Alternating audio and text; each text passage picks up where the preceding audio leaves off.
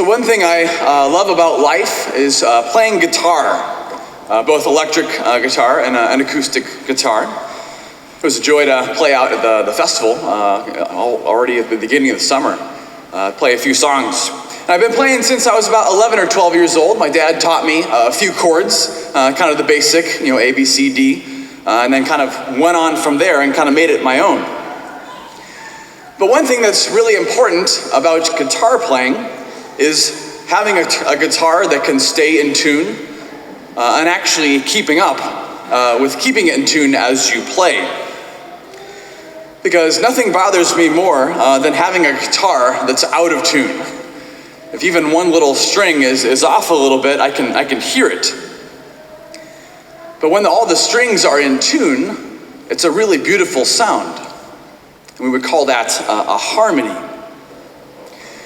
In order to tune a guitar, you can do it in different ways. You can get the right pitch for the first string, and then kind of use the fifth fret to get all the other strings in tune based upon the first one. Or you can get a tuner, like a digital tuner that kind of just tells you at what pitch each string needs to be at. And tuning isn't just something you do it once and then you're done. It's kind of a continual project as you go about playing.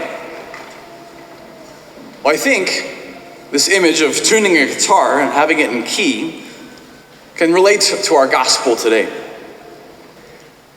That as Christian disciples, we should strive to be in tune with God. Our gospel is really challenging today. Jesus is really challenging us on discipleship. Because Jesus is serious about our conversion. He's serious about our salvation. And he knows that it's just not going to magically happen. That conversion is a journey that requires grace and sacrifice. He showed us that. He gave witness to that as he went to the cross and gave of us his entire life. And knowing how real the journey is, he doesn't back down from really calling us to it. And so when Jesus is talking about this discipleship, to be clear, is he asking us to literally hate those who are closest to us? And is he literally asking us to possess nothing? It's not exactly what he's saying. So Jesus is using hyperbole. So in the Jewish tradition, teachers would use very exaggerated language to really get to a point. Ultimately, what Jesus is saying is that God really and truly needs to be first in our lives. And then everything else needs to be in relation, in tune, in harmony with him. This is what discipleship is. This is what discipleship means. That it's not simply a casual or a distant following of Jesus, but it's a following that is up close, that is sacrificial, that is total. And it's important to realize too that this teaching that he's addressing, what group of people is he addressing? He's addressing the great crowds. In other words, this is a difficult teaching, but it's also not just one that's meant for his inner circle. It's meant for all people. That a radical discipleship is meant for all the baptized. And so this can ask of us some real questions. First, is God what I'm using to tune the strings of my life? And I think the analogy works, whether God is the first string you use to tune the rest of the strings, or the tuner you use. Is he the first? Is God loved and worshiped in all the things that we do of our lives? And if there's an area that isn't, maybe that's kind of like a string that's out of tune. Whether it's our schedules, our habits, our relationships, what we watch, what we read, what we invest in, whether that's our money or our time. And looking at these areas of our lives with honesty is what will lead to freedom. That's what Jesus is saying. And so a second question could be about whether the strings are in tune or not. So I don't think the issue is really whether the strings are in tune or not, but do we first even have the desire for the strings to be in tune? And do we strive to bring them back in tune? Because tuning a guitar can be tedious, but having the desire to hear the harmony, the strings in tune, can give us the motivation to do the work of tuning. But it all starts with that desire. Applied to our faith, the goal of the Christian life, the goal of Christian discipleship, is sainthood, is becoming a saint.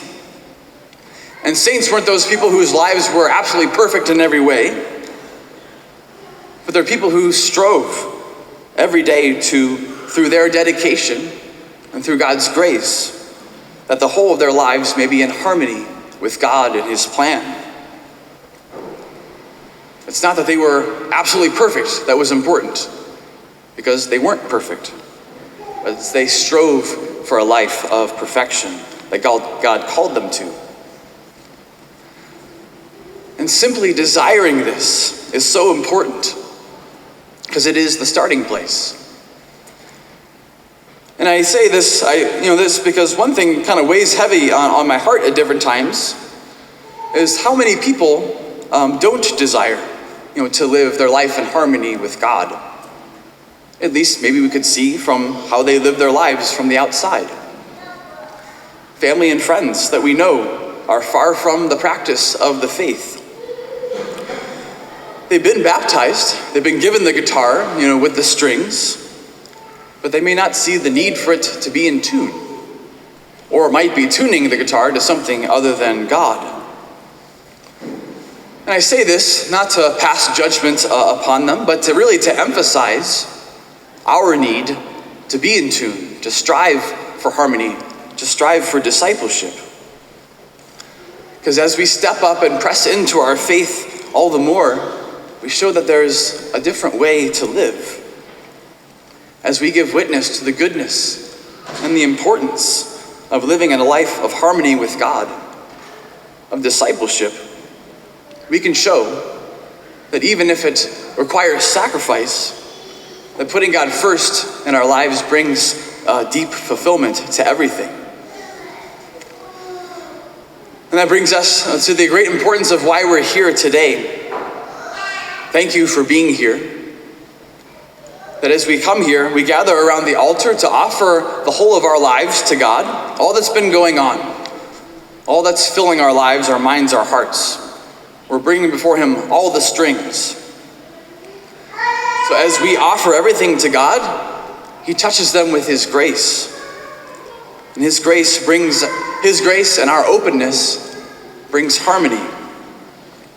And after we have received Him, after He tunes up our hearts, He sends us out into the world to be His messengers.